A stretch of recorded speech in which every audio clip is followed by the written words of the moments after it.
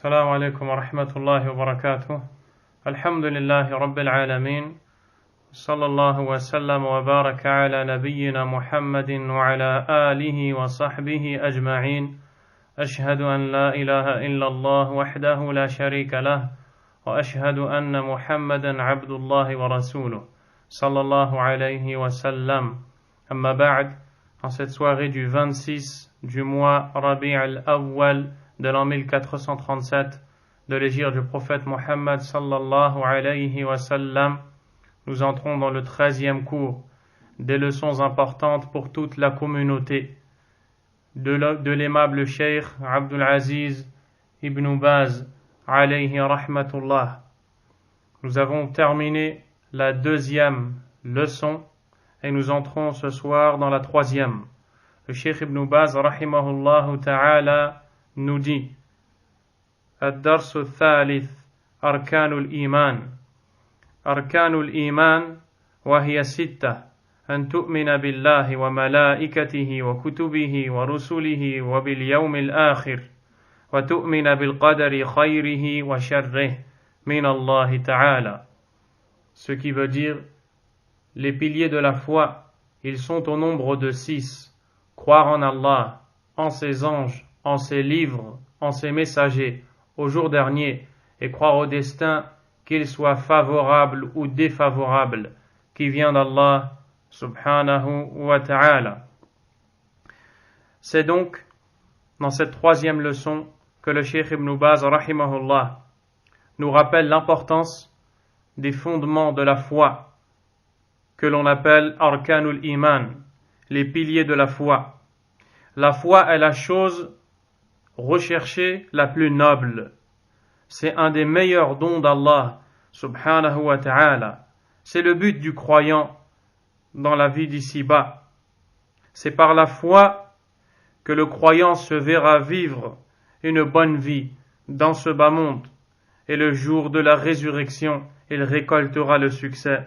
Allah subhanahu wa ta'ala nous dit dans Surat An-Nahl, les abeilles, le verset 97: من عمل صالحا من ذكر أو أنثى وهو مؤمن فلنحيينه حياة طيبة ولنجزينهم أجرهم بأحسن ما كانوا يعملون.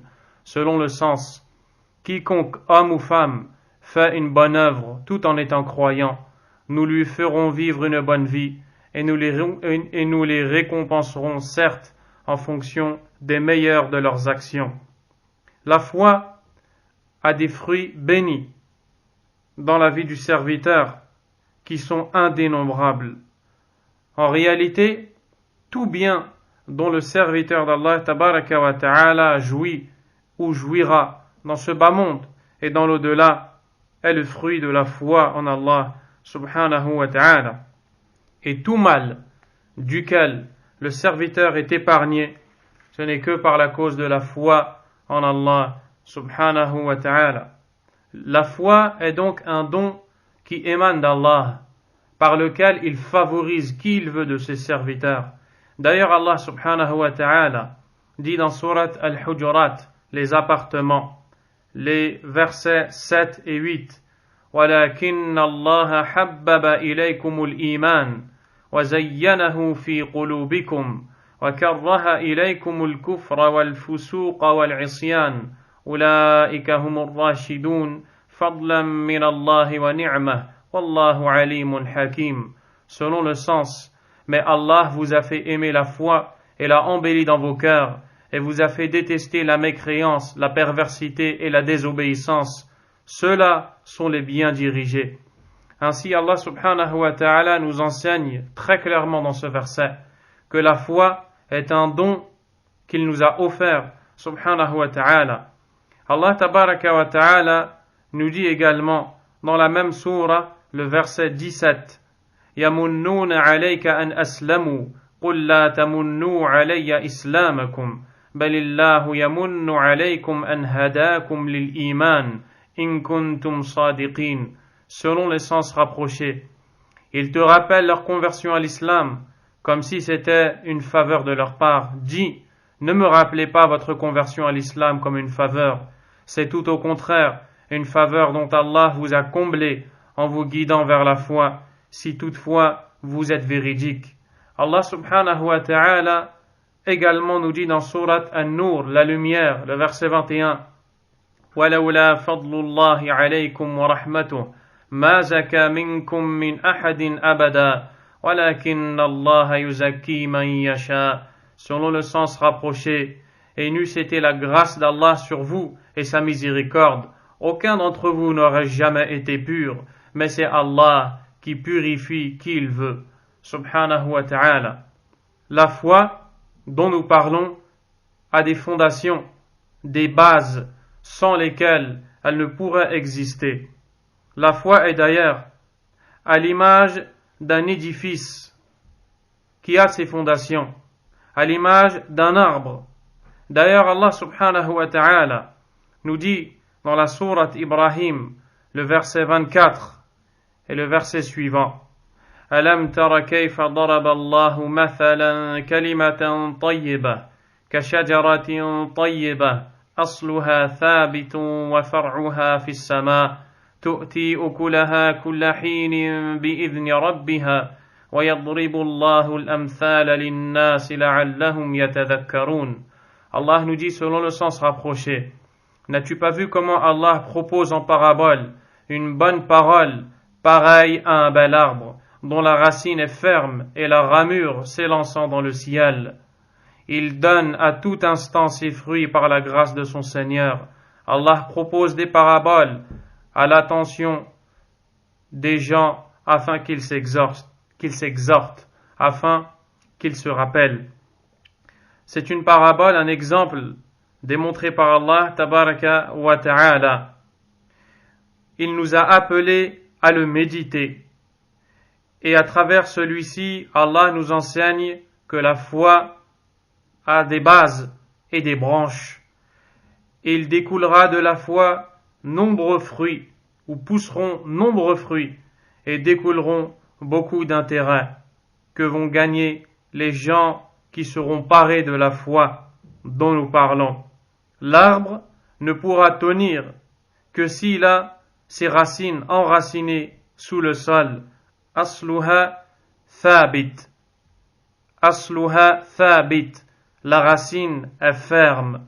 De même, la foi en Allah tabaraka wa ta'ala a des fondements, et ces fondements doivent être réunis chez la personne pour qu'elle soit considérée croyante.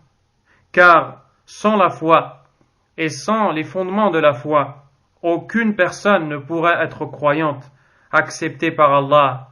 Il ne servira à rien d'œuvrer s'il n'y a pas la foi qui accompagne ou qui précède les œuvres.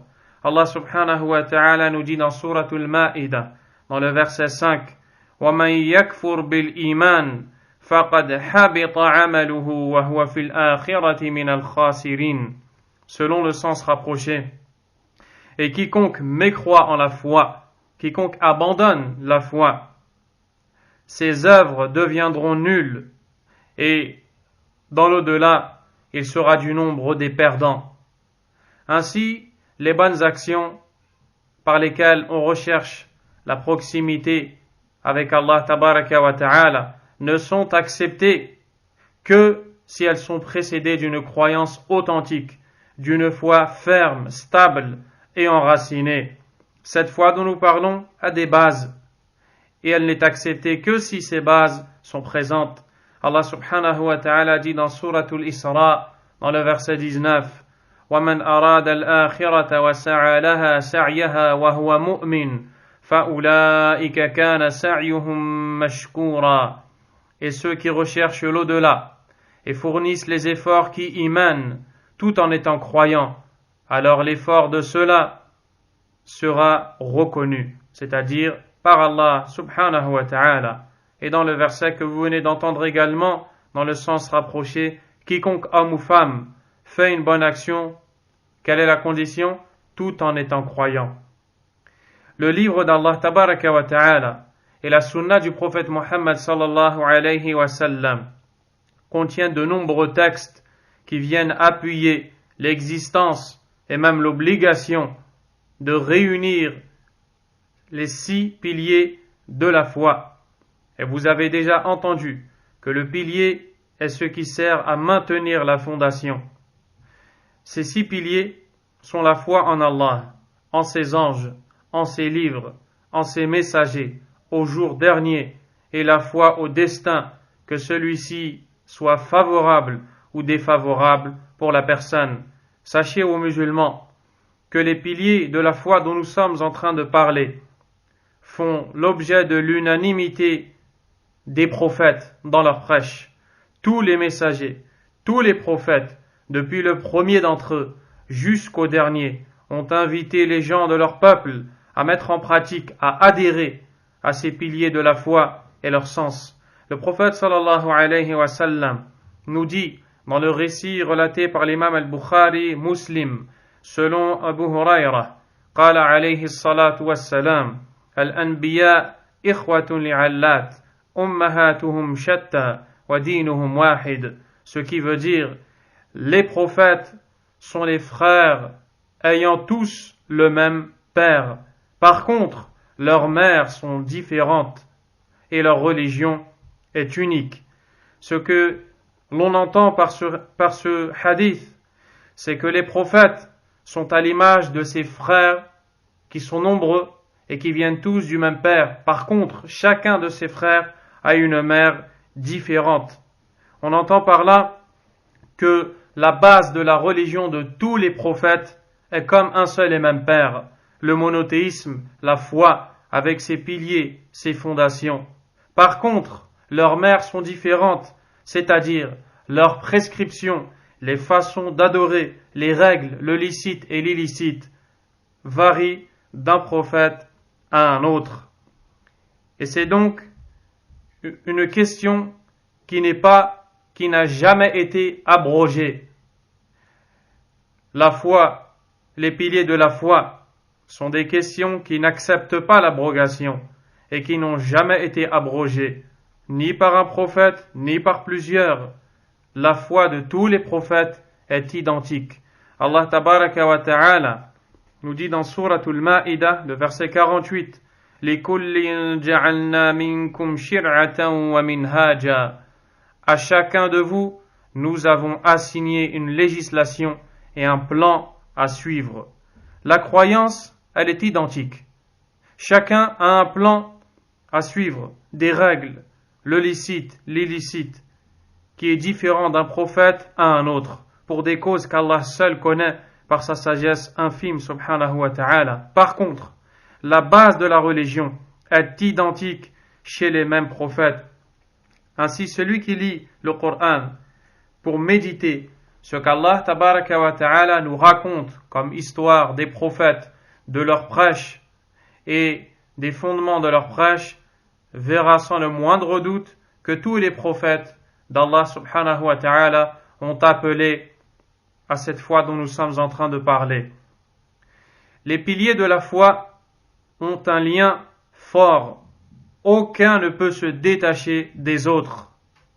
La foi en un seul de ces piliers implique forcément la foi en l'ensemble des autres. De même, mécroire ou ne pas adhérer à un seul des piliers de la foi équivaut chez Allah tabaraka wa ta'ala à mécroire et à ne pas adhérer à l'ensemble des piliers de la foi. Ceci car la religion d'Allah n'est réalisée concrètement que si ces piliers sont réunis et mis en pratique.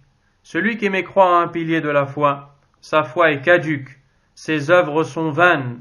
Dans l'au-delà, il rejoindra les perdants. Wal'iyadhu billah. Le Cheikh Abdul Razzaq ibn Abd al-Muhsin al-Badr, qu'Allah le préserve ainsi que son noble père, nous dit, à l'image d'un arbre avec ses racines, que diriez-vous d'un arbre dont les racines sont détachées du sol? Il en est de même pour la foi. Si les racines sont détachées, la foi sera inexistante. Ces piliers de la foi ont été enseignés par Allah tabaraka wa ta'ala et le prophète Muhammad alayhi salatu wassalam. Plus le musulman fait accroître ses connaissances au niveau de la foi, plus sa foi sera forte et plus il sera attaché au livre d'Allah. Et ceci passe par la lecture du livre d'Allah, avec la quête du savoir, la méditation et l'apprentissage correct. Pour cela, les gens sont différents dans leur foi.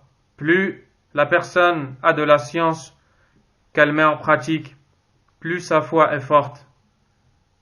Allah tabaraka wa ta'ala nous a enseigné dans le Coran.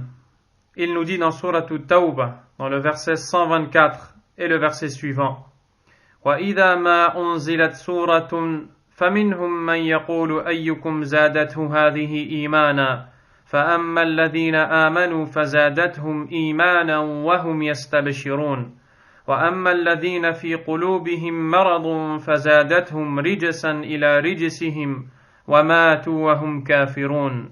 Et quand une sourate est révélée, il en est parmi eux qui dit: quel est celui d'entre vous dont elle fait croître la foi? Quant aux croyants, elle fait certes croître leur foi, et ils s'en réjouissent. Mais quant à ceux dont les cœurs sont malades, elle ajoute une souillure à leur souillure, et ils meurent dans la mécréance. Qu'Allah subhanahu wa ta'ala nous en préserve. Allah nous a enseigné ses piliers, ses fondements, de manière détaillée dans son livre, subhanahu wa ta'ala. Parmi les versets, justement, dans lesquels on retrouve la mention des piliers de la foi, le premier verset ou les premiers versets de Sourate Al-Baqarah. Allah tabaraka wa ta'ala nous dit: Hudan lil muttaqin alladhina yu'minuna bil ghayb wa yuqimuna as-salata wa mimma razaqnahum yunfiqun والذين يؤمنون بما أنزل إليك وما أنزل من قبلك وبالآخرة هم يوقنون أولئك على هدى من ربهم وأولئك هم المفلحون. C'est un guide pour les pieux qui croient à l'invisible et accomplissent la prière et dépensent de ce que nous leur avons attribué. Ceux qui croient à ce qui t'a été descendu avant toi et qui croient fermement à la vie future, ceux-là sont sur le bon chemin de leur Seigneur, et ce sont eux qui réussissent. Dans ces nobles versets du livre d'Allah, subhanahu wa ta'ala, on fait mention des bases de la foi en décrivant les serviteurs d'Allah, subhanahu wa ta'ala, al-muttaqoun, les pieux, ceux qui obéissent à Allah, comme Allah l'a légiféré, tabaraka wa ta'ala. On voit à travers ces versets qu'en réalité la piété, dont on parle dans le premier, Hudan lil muttaqin, c'est un guide pour les pieux. Cette piété n'est existante que si elle est précédée de la foi correcte, du dogme, du credo authentique d'Allah tabaraka wa ta'ala, ou de la religion d'Allah. Allah nous dit: Alladhina yu'minuna bil ghayb, ceux qui croient à l'invisible.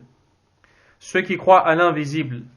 L'invisible, c'est tout ce dont Allah tabaraka wa ta'ala nous a donné comme information de ces choses que nous n'avons pas pu voir, auxquelles nous n'avons pas pu assister, comme les anges, les djinns, le paradis, l'enfer et toutes ces choses qui nous sont invisibles. Allah Azza wa Jal vante les mérites de ceux qui croient aux informations données par Allah tabaraka wa ta'ala. Et ceci fait partie des meilleures caractéristiques des croyants et des plus nobles, au point où Abdullah ibn Mas'ud radiyallahu anhu, un des nobles compagnons du prophète alayhi salatu wassalam, a dit: Wallahi alladhi la ilaha illa hu ma amana ahadun bi afdala min imanin bi ghayb. Je jure par Allah, celui en dehors duquel nulle divinité ne mérite réellement l'adoration, que personne n'a eu une foi meilleure qu'en quelque chose d'invisible. Ceci car c'est la preuve de la foi en Allah, la preuve que le croyant confirme les dires du prophète sallallahu alayhi wa sallam. Alladhina yu'minuna bil ghayb, ceux qui croient à l'invisible. leur foi ne s'arrête pas aux 5 sens, qui sont le goût, l'odorat, l'ouïe, la vue et le toucher. Car beaucoup sont les gens qui disent « Je ne crois qu'à ce que je vois, qu'à ce que j'ai entendu, qu'à ce que j'ai touché, qu'à ce que j'ai pu sentir et autres. » Quant aux choses qu'ils n'ont pu voir, sentir, toucher et autres, ils n'y croient pas. Wal'iyadhu billah, qu'Allah nous en préserve. Alors que le croyant, lui, a ses fondations. Il croit à l'invisible à partir du moment où ce sont des informations dont Allah nous a parlé dans le Coran et le prophète sallallahu alayhi wa sallam dans sa sunna. Alladhina yu'minuna bil ghayb, ceux qui croient en invisible, ils croient en Allah, aux anges, aux livres, aux messagers, au jour dernier, au destin, qu'ils soient bons ou mauvais. Ils croient en la résurrection après la mort. Voici ce par quoi se distinguent les croyants de ceux qui ne croient pas et qui ne se soumettent pas. Car, en réalité, ils ont confirmé les dires des prophètes envoyés par Allah, tabaraka wa ta'ala. L'imam al-Shafi'i, rahimahullah, nous a enseigné cette phrase Amanna billah wa bima ja'a anillah ala muradillah wa amanna bi rusulillah wa ma ja'a an rusulillah ala muradi rusulillah. Regardez et méditez cette soumission au texte. Il dit nous avons eu foi en Allah, en ce qui est venu d'Allah, selon la volonté d'Allah, comme il plaît à Allah, comme Allah le veut. Et nous avons eu foi aux messagers d'Allah, et ceux avec quoi sont venus les messagers d'Allah, comme l'ont voulu les messagers d'Allah. Tout ceci pour nous dire, ce qui est dit par Allah, nous y croyons, et nous ne doutons en rien des informations d'Allah, ni du prophète et des messagers, alayhimus salatu wassalam. Nous avons vu également la parole de l'imam az-Zuhri, qui a dit min Allahi ar-risala wa ala ar-rasul al-balagh wa alayna at-taslim. Le message émane d'Allah, la transmission de celui-ci incombe au messager. Quant à nous, il nous est obligatoire de s'y soumettre. Voici le cas des gens de la foi. Tout ce qui leur parvient comme texte du Coran et de la Sunna, ils l'acceptent, ils le reçoivent avec épanouissement et acceptation, sans la moindre hésitation. Allah a dit dans le Coran, dans Surat al-Hujurat, les appartements, verset 15, Innamal mu'minun alladhina amanu billahi wa rasulih, thumma lam yartabu. Les croyants sont seuls ceux qui ont eu foi en Allah et son messager, puis n'ont point été troublés par le doute. Voici comment Allah a qualifié les croyants, tabaraka wa ta'ala. Yu'minuna bil ghayb, ceux qui croient en l'invisible. Cheikh Abdurrazzaq al-Badr hafidahullah nous dit, entre dans l'invisible justement les fondements de la foi en Allah, la foi au nom et attributs d'Allah, la foi en la splendeur, l'immensité, sa grandeur d'Allah tabaraka wa ta'ala, la foi aux actes faits par Allah seul, subhanahu wa ta'ala, la foi aux informations qui nous sont transmises par les messagers d'Allah, alayhimus salatu wassalam, des livres, des anges et toute autre information. Puis Allah azza wa jal nous dit وَالَّذِينَ يُؤْمِنُونَ بِمَا أُنزِلَ إِلَيْكَ, ceux qui croient à ce qui t'a été descendu. Il s'agit ici du Coran qu'Allah a fait descendre sur son prophète alayhi salatu wassalam.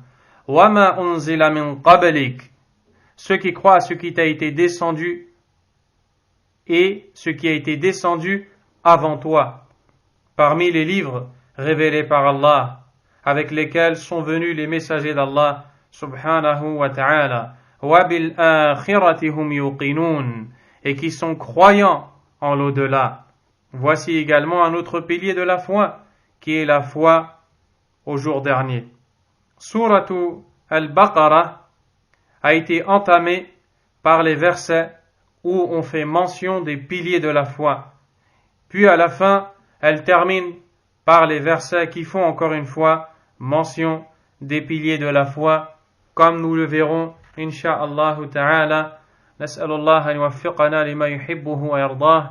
Puisse Allah nous assister et nous aider à faire ce qu'il lui plaît et ce qu'il aime. سبحانك اللهم وبحمدك أشهد أن لا إله إلا أنت أستغفرك وأتوب إليك.